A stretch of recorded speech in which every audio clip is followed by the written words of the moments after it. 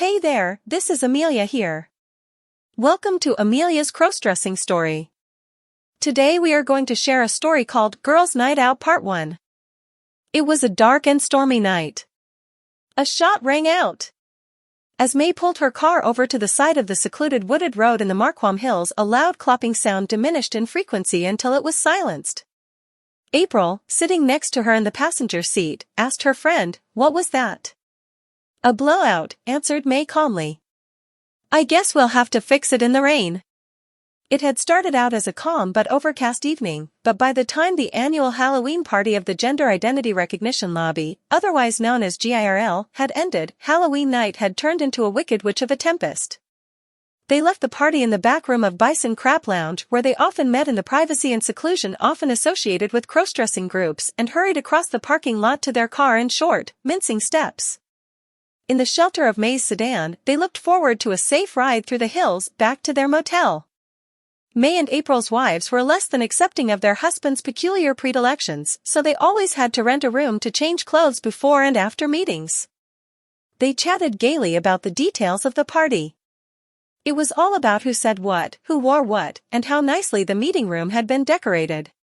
They laughed the most about the many humorous and colorful costumes worn by the imaginative GIRL members. The actual ride had been uneventful until now. Neither of them looked forward to ruining their costumes changing the tire. "Wait," April cried as she peered up the hill into the misty woods occasionally lit by lightning flashes. "There's a house up there. Maybe we can use their phone to call the auto club?" "That's funny. I don't remember a house on this part of the road." "Well, maybe considered carefully, we are dressed as women and that is what women in this situation would do." "I'm game to try it." May pulled out an umbrella and a flashlight that she always kept in her car. She handed the light to April and they got out of the warm, dry car. May used her umbrella to protect their elaborate costumes from the weather as much as possible. May's costume was that of a French maid. It was a short black dress with a ruffle skirt. The bodice was rather low-cut, revealing the tops of May's pectorals, taped and stuffed into a sexy uplifting bustier designed to give her the look of having real upper part. She had a frilly white apron, fishnet stockings, stiletto heels, and a feather duster as accessories to complete the look. As exposed to the elements as May was, April's costume was even more revealing. She was dressed as a Playboy bunny, also with fishnet stockings and stiletto heels. She also had a pair of white bunny ears and a white puffy cottontail attached to her skin-tight white suit. A special sexy lace bra and tape helped her to achieve the look of a real Cliv as well. They left the car and headed up the dark hill. They were as careful as they could be so as to avoid getting their 4-inch heels stuck in the soft soil.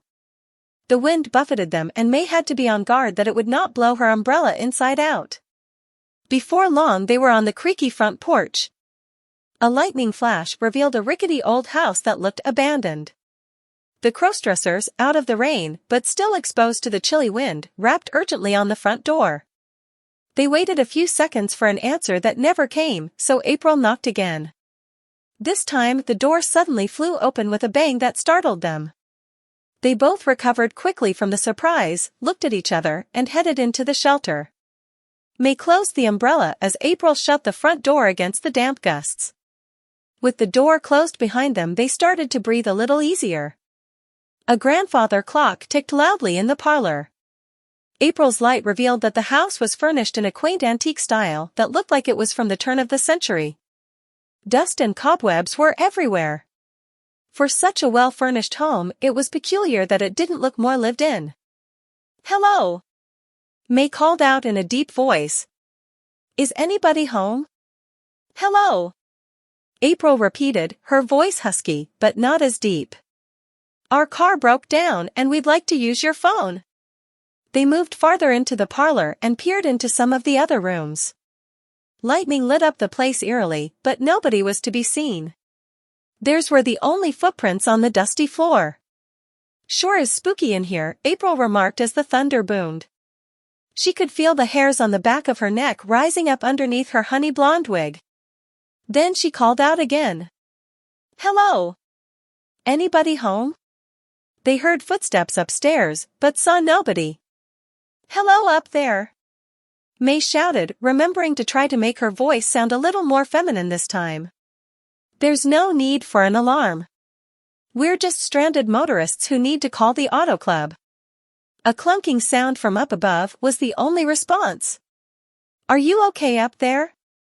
April called in concerned alarm. Are you hurt?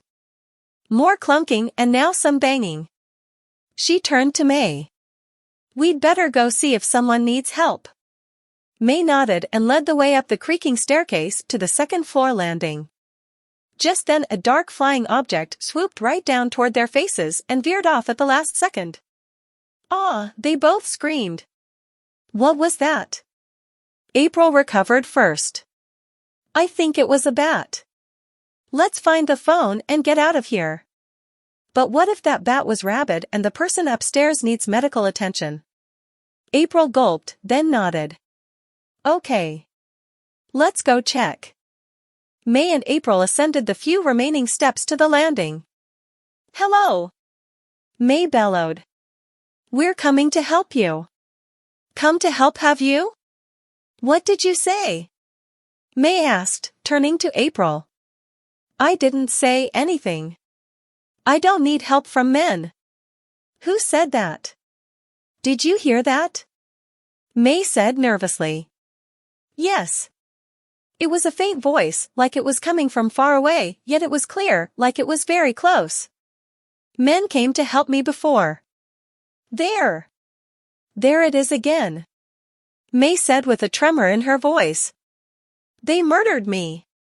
Then there appeared suddenly at the end of the landing the ghostly figure of an old spinster, arms up and her hands to each side of her head. May and April stood transfixed, their mouths agape in horror. I hate all men. They cut off my head. With that, she grabbed her hair and lifted her head up off of her body and threw her screaming head directly at them. With horrified shrieks, the terrified transvestites leaped and stumbled down the stairs. The head hit the banister and bounced down the stairway after them, shrieking and laughing maniacally. The headless body ran to the top of the stairs and started down as well.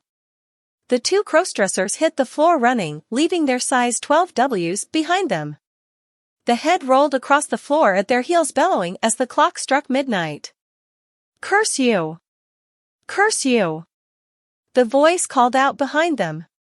May slowed slightly to jerk open the door, but then was through it in a flash.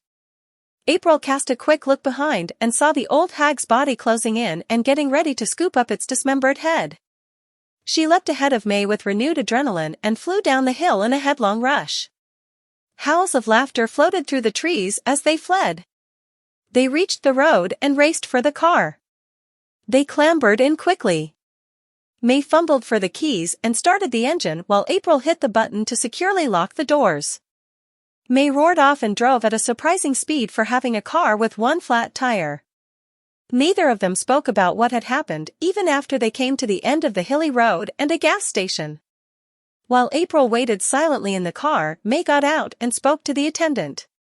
The attendant could tell May was shaken up about something. He assumed that May was upset about the flat tire and set to work on it. He soon had the flat fixed so they could be on their way again. He said nothing about their costumes. When May and April got back to the motel where they always changed clothes, they were still shaking. Perhaps that was why they didn't notice that their clothes were now fitting rather loosely on them. They entered the room and locked the door behind them. I don't think I've ever been that scared in all my life, April confessed exhaustedly as she threw her purse down and collapsed on the bed. Let's agree never to say anything to anybody about this night, May proposed in a contralto voice. Why are you talking in that tone of voice? April demanded pointedly. My voice? What happened to your voice? May asked as she pulled off her wig. A full head of long auburn curls fell over her shoulders. May used to be bald. April started to tear off her clothes in alarm. May quickly followed April's example.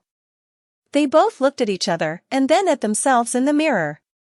They used to be men underneath, but now they were both women. That's all for now. See you in the next video. For more interesting stories, please subscribe to our channel, and for exclusive content, please join us on Patreon. Link in the comment.